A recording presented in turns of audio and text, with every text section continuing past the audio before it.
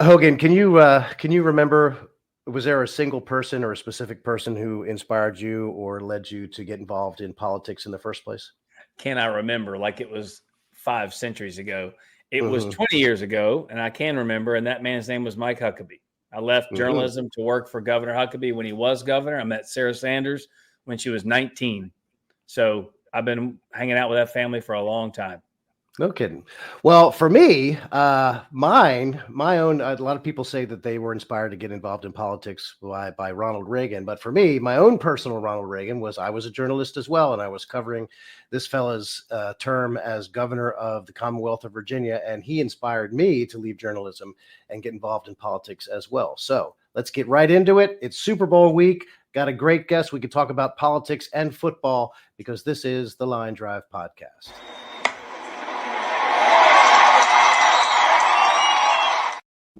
And here he is, the great former governor and senator of the Commonwealth of Virginia, the one and only George Allen. Governor Allen, thank you so much for joining us. And I meant what I said. You inspired me to leave journalism and get involved in politics, and I have never looked back. Well, Tim, I was so lucky to have you somehow recruited into our 2000 campaign for the U.S. Senate. And I always admired you. Even it's very few journalists you say you can admire. I always liked you because you were fair, which are so rare in journalism, and that still is the case. But Susan and I so admire your wit, your sarcasm, your smartness.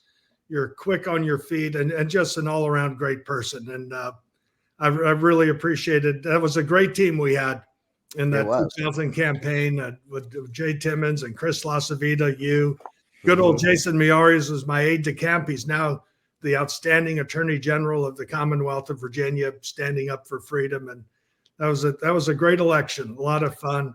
And most importantly, we won. Yeah, I don't know if it taught me a good lesson or not. As I look back on that one, I can remember thinking to myself, heck, that was easy. These are easy. Yeah. Sure. It wasn't that easy. We ended up being, I think, the only Republican who knocked off a Democrat that year. It ended up being just a one seat difference in that election. So it was a good win. And it's good to be with Hogan as well. I know Governor Huckabee. I remember after I was Governor Huckabee became governor of Arkansas, and he had me come to an economic development conference that he had in Little Rock, and got to know Governor Huckabee back then. And he's another outstanding leader who like Tim Murtaugh, is just has a good sense of humor, a good way about him that makes people grin. Absolutely. I agree. Wonderful man. And like I said, I was in journalism too, and covered Huckabee because our head political reporter at my station was covering the Susan McDougal trial because of Whitewater. So I got to go to the Capitol and cover Huckabee, and that's where I kind of fell in love with that whole situation. So yeah, I guess you and Mike are to blame. I don't know if you get credit, but you're to blame to have me and Tim doing stuff like this now. No, we're glad. You all would have risen to the top regardless of us. But even Susan and Janet went out jet skiing on the Arkansas River. Yes, in the midst of all of that stuff. Of course. So, that's right. Fantastic. Well, let me ask. I want to talk about the Super Bowl, and we could talk about the current events, politics of the day, and the god awful Biden administration, which I'm sure you have some opinions about some policies that old Joe from Wilmington has pursued. But so I was talking about this with Hogan beforehand, and you've held a lot of offices. You were member of the House of Delegates in Virginia, member of Congress, and then governor, and then a United States senator. And I remember you had some unflattering things to say about how business is conducted in the U.S. Senate, for example. But so I always just have called you governor because that's how I first knew you. You were governor of Virginia. So, but should we call you senator? Which do you prefer, and which of your elected offices did you enjoy the most? I think I know the answer to that. Yeah, well, it was a great honor to be in the House of Delegates. I had Thomas Jefferson's seat in the House of Delegates. Wow. And that was really something. And I won that first election by 25 votes after a recount. I remember my father were waiting for the results to come in, and they finally came in, and I didn't lose these Democrat precincts as much as usual. So I won. And my father's reaction was, gosh, this is as great as beating Dallas. Now, for my father, that's Valhalla. And I don't care about protocol, but you're supposed to take the highest office. And I think governor's higher than senator. Internationally, people like senator, but governor's a much better job. And to refresh your recollections on the things I'd get in trouble with, when people would ask me that question, Tim, how's the Senate compared to being governor? I'd say I'd make more decisions in a morning as governor than you make all week in the Senate. And they don't mind not doing anything. It's very collegial, Sure. friendly folks on both sides of the aisle, very knowledgeable, articulate. But I said it moves at the pace of a wounded sea slug. And, I wanted quicker action, and it's only from talking to people who, through the years, John Thune and so forth, who I helped get elected and, served with. They say it's even worse now. So it's got to be frustrating for anybody who wants to serve to do something rather than just to be there warming a seat. But you can call me Jorge. I like my name in Spanish the best. So That's fantastic. And you had aside from all of these elective offices that you've held and governor and senator at the top of that list, you had really a remarkable way to grow up. You mentioned your father and how you're winning that election is better than beating Dallas. And for those who don't know, your father, also named George Allen, was a longtime professional football coach, including coaching the Washington Redskins to the Super Bowl and losing to the undefeated Miami Dolphins in 1972 in that Super Bowl. And of course, those Dolphins are the only team to ever, still to this day, finish the season undefeated. So what a pedigree you have to come talk about football. And you also played quarterback at the University of Virginia as well. What was it like growing up in that kind of atmosphere? A huge sports family. Well, that's how I grew up in the world of sports and football. And Tim and Hogan, you probably don't appreciate things when you look back on your life until in retrospect. And I've realized how lucky I was my father was an assistant coach with the Bayers, and he'd take me to training camp at St. Joseph's College in the middle of cornfields of Indiana, the LA Rams.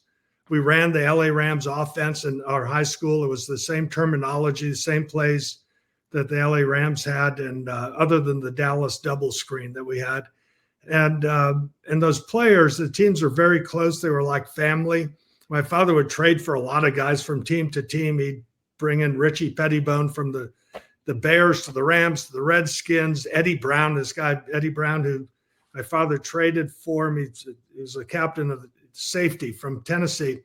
He was with Cleveland. My father traded for him with the Redskins, brought with him to the Rams, and they played on both his USFL teams. So these teams were very close, and what a great opportunity. And in fact, you mentioned Ronald Reagan. It's the reason I got involved in organized politics was because when we moved out to California in 1966, when my father became head coach of the Rams, Ronald Reagan was running for governor. And he came to a practice and he was there shoulder to shoulder with my father, asking him questions about the drills they were running and different players and strategies. And I thought, here's a politician who's at a practice. Normally the politicians want 50-yard line seats. But right. I said, here's a politician who knows what's important, football. And Reagan, because he was at a practice again, and they looked like they could be brothers or cousins with their looks and their profile, and both Midwesterners. And Reagan won in 66. So I followed him through high school, what he was doing as governor. And then I go to UVA ultimately when my father went to the Redskins and we moved to Virginia. And Reagan, then Governor Reagan, asked me to head up Young Virginians for Reagan in 1976. And we were the rebels against President Ford. And that's what got me involved. And I remember I had told Ronald Reagan, I said, look, I like debating. I like arguing with people. I'm not in the college Republicans. I took no political science classes. But I liked him and said, what a great job. I'd like to tell folks what a great job you did as governor and great ideas for America's future. And he said, well, just keep doing that. And that's how I got involved. And ultimately, a lot of those old Reagan hands are the ones who inveigled or encouraged me to run for office. And so the point that I learned from all of this is, as governor especially, I wanted cabinet secretaries who knew more than I did about transportation or economic development, public safety. My father would always say, I don't want to have to spend time coaching the coaches. So I wanted our competitiveness cabinet to be stronger together with many people who had better, more knowledge. They knew what I promised to do, truth in sentencing with the abolition of parole and high academic standards and accountability in schools, and making sure the world knew that Virginia is open for business, and lower taxes and prompt permitting, reasonable regulations, all those things. They knew we're going to keep our promises. But Kay James, for example, was the best person in the universe to be our Secretary of Health and Human Resources when we're putting in welfare reform, requiring able-bodied people to work rather than just be dependent on the government.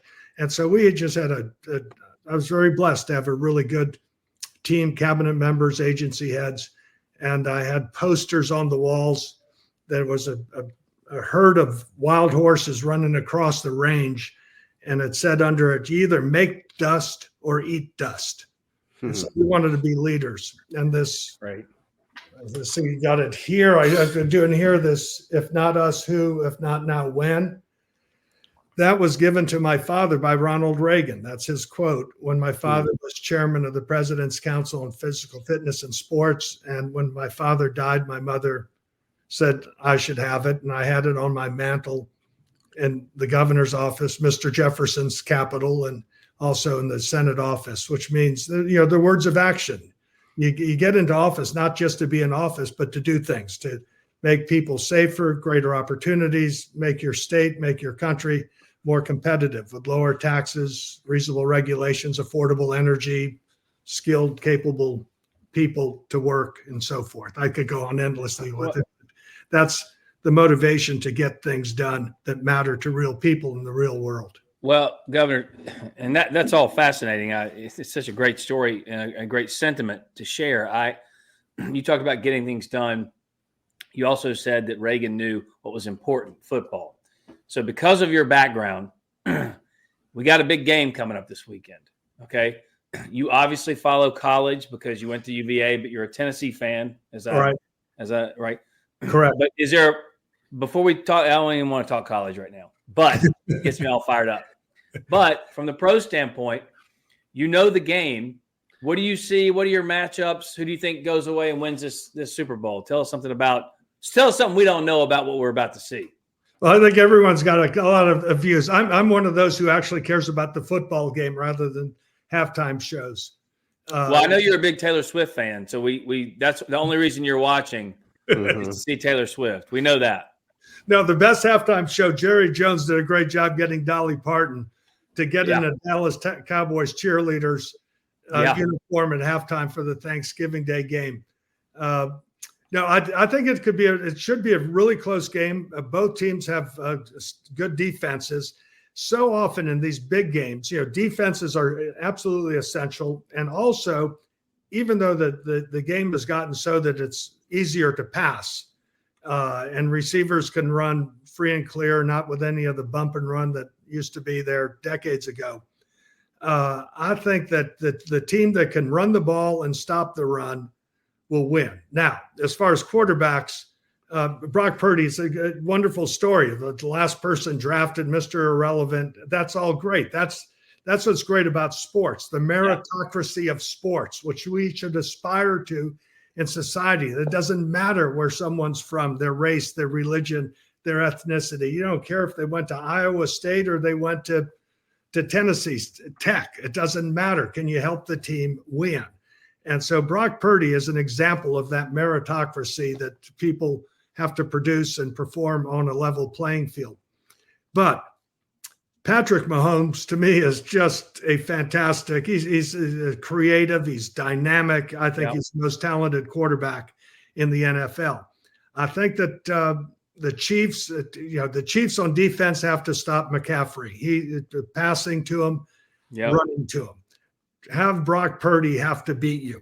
And I think they can do that. They have a good defense. In fact, the Chiefs' defense was outstanding this year, as was San Francisco's. I think that what the Chiefs ought to do is run the ball as obviously as best they can, but run it at Chase Young. Chase Young is shown to take plays off. Now, he may be embarrassed into producing play after play after play, but I'd run the ball at him. Some of these pass rushers like Chase Young like to rush the passers, so they run, they get a quick start as a defensive end, and then you can run right behind them. So Sure. I think it'll be a close game. I think the Chiefs will win. I'm rooting for the Chiefs. I like their owner's been the Hunt family have been good supporters. They live in the Highland Park, Dallas area. I like their coach, Coach Reed. How can you not like Coach Reed? Heck, Coach Reed, it still has tons of fans, as Tim knows, in the Philadelphia area. Yep. Yeah. I don't think the Eagles should have ever fired him. He's the winningest coach for 2 franchises now. Yeah. And soon they had a great one in Dick Vermeil too. So they've had some great coaches there, but they fired him, and it's been great for the Chiefs.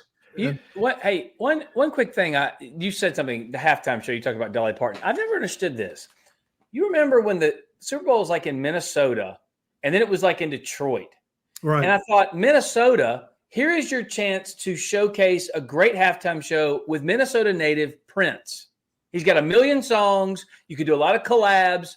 In Detroit, I'm thinking Motown and all of even Eminem coming out and doing a rap, like all of these things. And they brought in like The Who and like the Stones, like great names, but not America. And then they go to California, and then they did California West Coast rap, which makes sense because it's unique to California.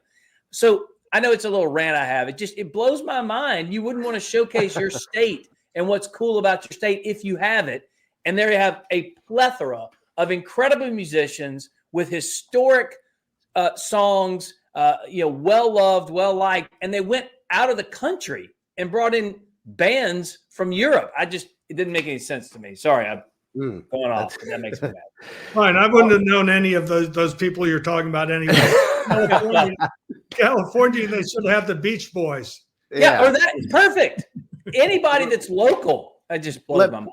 Let me bring up a picture. Let me show you a picture, Governor. If folks are watching on the who is this fella? You recognize that guy? Yeah, I need a haircut now, but not as much as Dan. Oh my goodness! So this is, I guess, a publicity photo from the Sports Information Department at UVA. What year would this have been? This would have been 72, 73. Wow! So did you tell them you wanted to make it just like an in-game scenario where you're running for your life the whole time? Yeah, with a lot of mud all over me. Yeah, right. And there's another, and there's your headshot there. No, there's another example. Thanks, Tim. Now I don't think I'd need a haircut as shearing as much as I did then. Oh yeah, no, you look high and tight now compared to this guy. This is early 70s. Yeah, that's amazing. Well, see, in those days they'd make you get brush cuts, skin cuts, we'd call them, when you get into the 2 and 3 days in the summer. So growing your hair out was your sign of independence or rebelliousness. So it was, you could grow your hair as long as you could, but at the beginning of the season, they'd make you get short haircuts. Plus, my mother would get out the shears and shear me. Not like that too much. That's really funny. So these are pictures of you from back in your playing days at UVA when you were the quarterback. And I want to ask you about the quarterback play. I agree with you about Patrick Mahomes. He's just wildly talented, and I think he's in this middle of this stretch now of just such excellence. Just repeated trips to the Super Bowl, repeated victories in the Super Bowl. I mean, really just unmatched. Really, the only one ahead of him, in my view, is got to be Tom Brady. But Brock Purdy is another one who he catches a lot of grief. Not a lot of people want to give Brock Purdy credit for being as good a quarterback as he is, and people call him a game manager, which is like the most insulting thing you could say. He's a guy who's out there just not making. The worst thing to say is he's a loser. That's worse. Yeah, that's worse.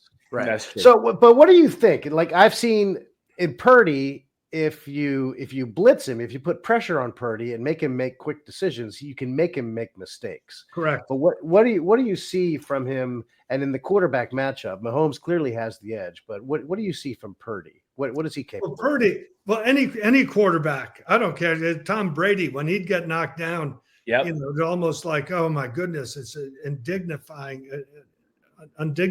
to have him get grass stains on his pants. They also had such a great offensive line. But any quarterback, if you got folks in your face, you're going to have to make decisions quicker. You're going to have to get rid of the ball. The great thing that Mahomes does is he's got that maneuverability. He played baseball. He throws the ball from all sorts of different angles. Other quarterbacks now are trying to follow him.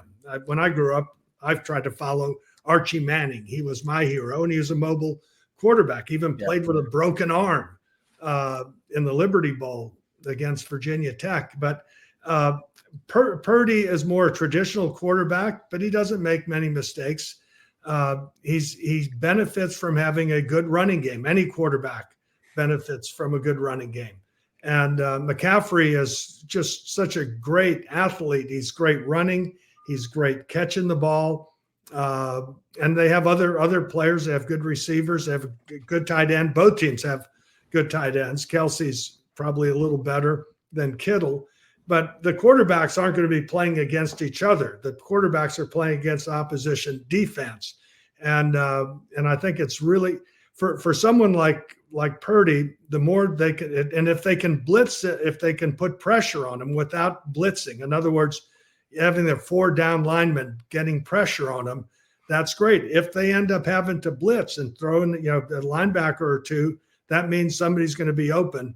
And they have very good receivers with the 49ers. So, the key, generally speaking, the quarterbacks are the most important position. The next most important positions is the offensive line and the defensive line.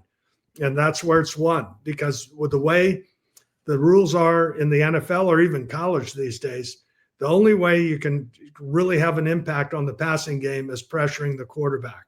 And so that there'll be a premium on that. And so if the 49ers can protect Purdy and they can run the ball, they'll probably win the game. If they can't, the Chiefs will. But I mean, that's I said at the beginning, the team that can run the ball and stop the run, if a team can do both of those, my view is they'll win. At that level, do adjustments matter that much in the locker room? Like, can you go in and say, all right, we schemed a couple things here in the first half, didn't work out, but I'll tell you what I saw. Let's try and put pressure here or drop people in coverage, et cetera, et cetera. I know it matters, but how much do you think that matters in like a Super Bowl? I think it matters a great deal. You'll see what's working. A lot of teams, including the 49ers, they'll script the first 14, 15, 16 plays. And from that, you adjust from, all right, say our right tackle can beat their defensive end.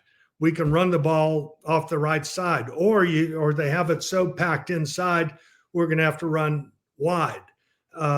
Or on defense, we're just saying we're not getting enough pressure on them. They're just eating us up because the quarterback's got so much time. We're going to have to take a risk and do some blitzes. If you're playing man, you may want to do a modified man and zone or pure zone. So, and you want to hide it. And so there's a lot of adjustments made during the game and a lot made at halftime. And generally speaking, at halftime, the team that first series on offense and first series on defense really sets the tone for the whole second half. And those are adjustments that are made. Now, the intensity needs to be there. Performance needs to be there. The team that makes the fewest mistakes wins usually as well. That's the whole turnover battle. And then you can have special teams matter. I mean, this could be a game that probably will be so close that the kicking game will matter. The special teams and the field goal kickers, and the Chiefs have a clearly better, in my view, statistically a better place kicker than the 49ers. Yeah, you're so right about turnovers, man. Last year's Super Bowl, when the Eagles were in there, and Jalen Hurts, who otherwise played really almost a flawless game, had a fumble that probably cost him the game. And So the rest of all of his excellence was overshadowed by that one fumble. Let's we gotta I think we want to try to pivot a little bit and talk about some politics and stuff. President Biden coming up, we're about 3 years into his term now. And I think the three of us here can, I think, safely agree that it's been disastrous on a variety of levels, policy-wise, and the results of those policies. We have the border is blowing up. He has completely gutted American energy independence, the economy and inflation and the way that it affects regular people, the attacks on freedom, the constraints on speech and all sorts of different things. Looking at the Biden administration as a whole, what are the things that aggravate you the most? What do you think? We don't have enough time, so I'll just pick the top ones. And it's been a disappointment. I knew Senator Joe Biden when I served in the Senate, and he's governed far left. It's as if Bernie Sanders and the squad has taken over in governance. The border is a major concern. This is a paramount responsibility of the federal government's national defense, including our sovereignty. And that's where you see such a stark difference of a border that was controlled to one that's just wide open. And this is dangerous for our country. It's dangerous, not just physically, but dangerous with drugs coming in. And, a country needs to be able to secure its borders. And they have just did the exact opposite of the Trump administration, whether it's the Remain in Mexico policy being dropped, this latest bill, which of course failed, at least had some efforts to improve the asylum laws. But there's no trust in this administration. They don't care to enforce the borders. It's catch and release. And if you reward illegal behavior, you'll get more illegal behavior. So that's a disappointment. The energy policies. Our country, Tim and Hogan, we're blessed with the most energy resources of any country in the world, with our coal, our oil, our natural gas. And their policies play right in the hands of OPEC and to Russia and to China, that instead of using that affordable and reliable energy from the United States, they think we're going to run our economy on windmills. I mean, the only thing more stupid than onshore wind is offshore wind, and they're doing this off the coast of Virginia. They work 3 out of 7 days they work about 40% of the time, which is 3 out of 7 days of the week. Would you buy a car that if they said, hey, there's a brand new car here, new technology, and the manufacturer says it'll work 3 out of 7 days of the week, and you might not be driving those days it's not working? Would you buy such a car? No. But that's what they're doing, and they're distorting the free market, and we're not getting affordable, reliable energy, and it's so regressive because the people hurt worse by having to pay for higher fuel costs, higher electricity costs, higher food costs are not these wealthy elites who can fly to some UN climate conference in Cancun or some France or somewhere. It is hardworking, lower and middle income families who are hurt the worst. That's why I refuse to call them progressive. They're regressive because they're hurting working families the most. And by increasing the cost of electricity and fuel, that makes our manufacturing and our production and our cost of living in the United States much more costly than it needs to be if we unleashed our plentiful American energy resources. And so they're just ridiculous. And it's not just ridiculous, it is so harmful and damaging to the American people, our competitiveness, our security. Now they've stopped any new permitting of liquefied natural gas. Well, we're trying to get Europe not to be captive customers of Russia for natural gas. Well, I think it's great that we're helping out our European friends with natural gas from the United States. If they don't get it from us, they'll get it from Qatar or they'll get it from Australia. But it's for jobs in our country, our balance of trade, national security, and not just ours, but again, for our allies. It makes absolutely no sense to shut down production in our country. And the Biden administration's part of this religion, this climate cult apocalypse crew.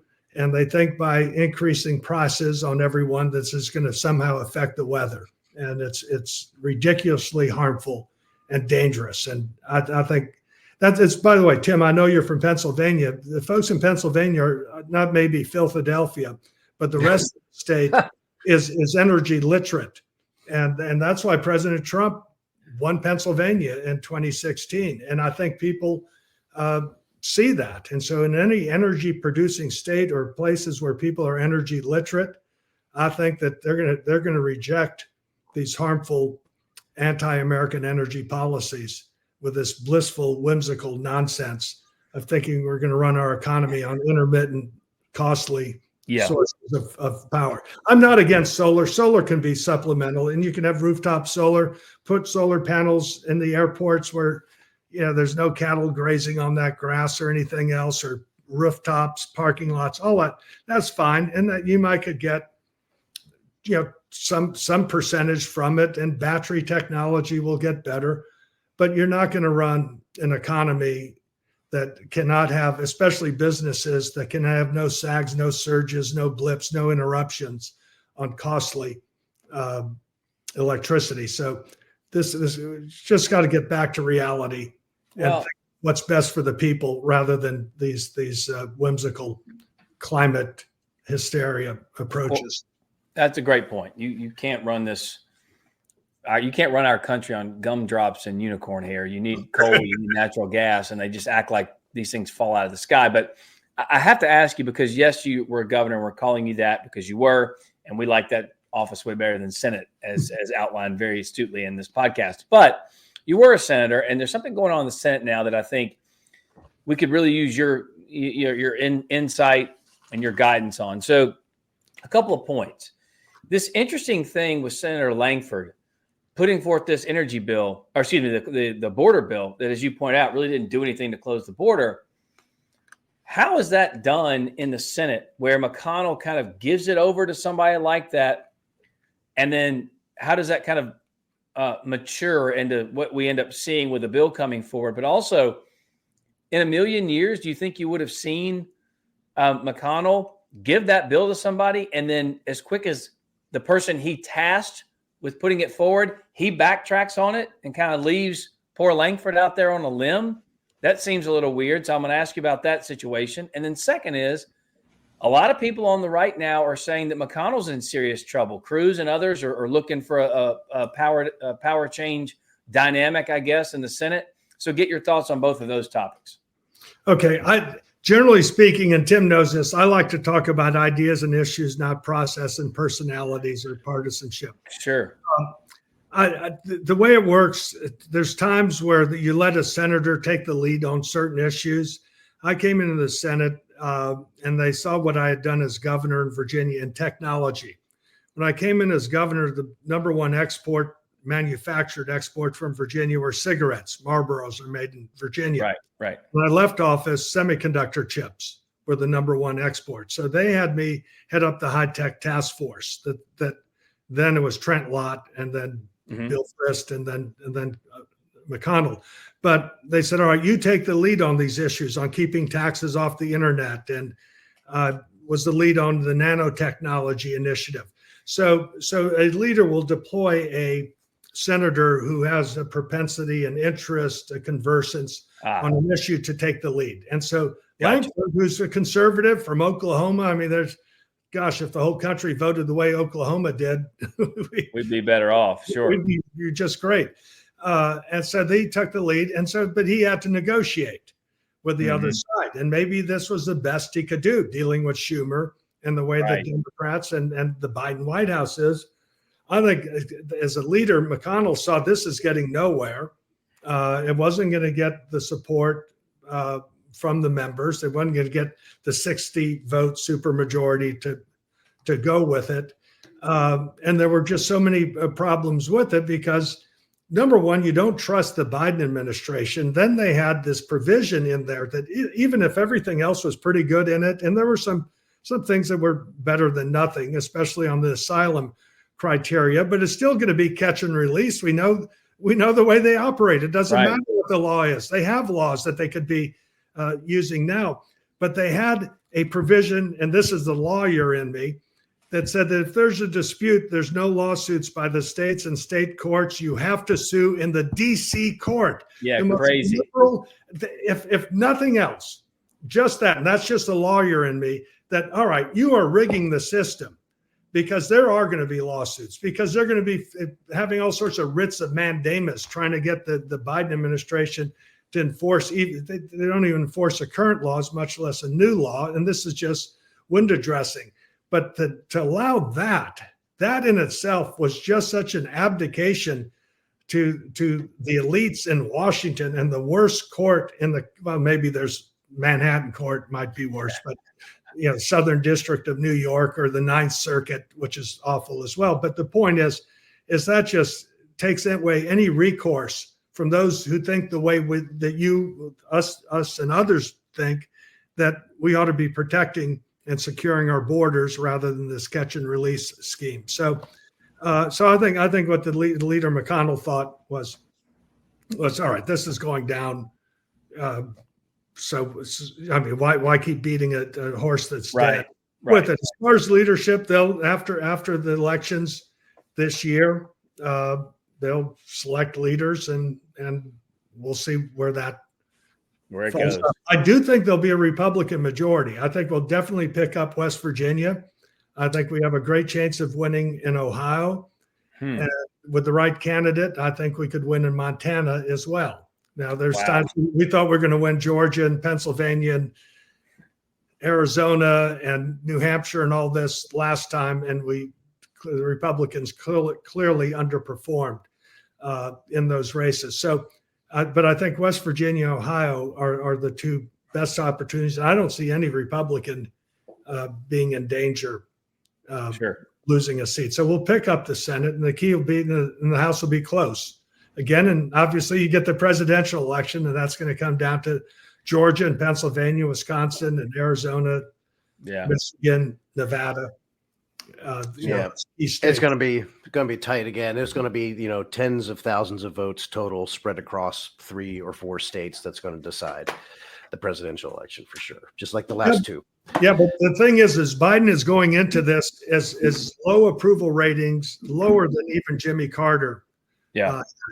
And so there were a lot of, there's a lot of people, 70% supposedly would wish it were another choice, but elections are about choices. And you think back to Ronald Reagan asking, are you better off now than you were 4 years ago? And if you ask people that on the border issue, that to me, which is right now the number one concern of most Americans, understandably. Heck, it's not just Republicans. It's New York City mayor, a Democrat, the Chicago mayor, a Democrat, the Democrat governor of Arizona, who's upset with this lawlessness and what's going on. Then you get 60 Minutes running that show on all the Chinese. These are not just people from Mexico and Central America. They're people coming in from every continent in the world, and all these from China. And so when I was watching that 60 Minutes, I said, all right, this it may be that conservatives don't watch that, and liberals or Democrats don't watch Fox News or News Nation or whatever. I said, they're watching this. And if 60 Minutes is making a big deal about this, they cannot ignore it. And it's, but then you have California foolishly giving free health care to people. I was just thinking, all right, so they already have the high, and they have a big budget deficit, and they have the highest income tax and the highest sales taxes in the country. They are losing population. Them and New Jersey, New York, Illinois are losing population. And so they're going to have to raise taxes some more. I said, great. This just means more are going to move to Arizona, and Nevada, and Tennessee, and Texas, and Utah, and Idaho, and other states. And it's they don't get it. And the reality is, in our country, we have freedom of movement. And I always like to read this Chief Executive Magazine polling. It comes out in April, of the best and worst states for business. Year after year, consistently, the top 3 states for best states for business. Number 1 is Texas. They've been number 1 for 19 straight years. Florida, number 2, Tennessee, number 3. North Carolina's number 4, Arizona 5. The common ground of Texas, Florida, and Tennessee is they have zero state income tax in those states. And the states are the worst states for business you can guess. New York, California, New Jersey, Illinois. And people are moving.